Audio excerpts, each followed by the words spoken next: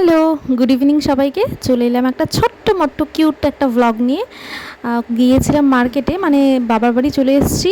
এবার যাব মার্কেটে, রেডি হয়ে নিয়েছি। বোনের সাথে যাব।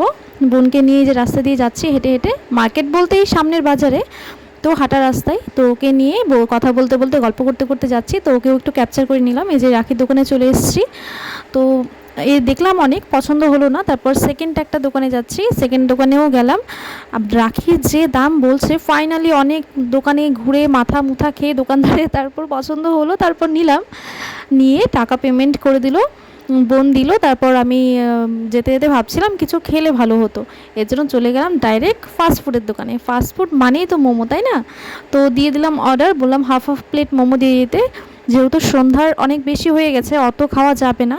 তো দুজনে একটু গল্প করছিলাম, গল্প করতে করতে ক্যাপচার করছিলাম, তো ওর মুখ ঢেকে নিচ্ছিল, বেচারি লজ্জা পাচ্ছিল বলে।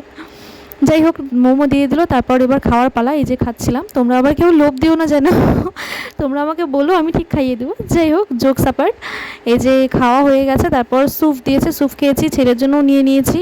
হ্যাঁ, তারপর দেখছি বৃষ্টি পড়ছে, এই জন্য তাড়াহুড়ো করে বাড়ি চলে যাচ্ছি।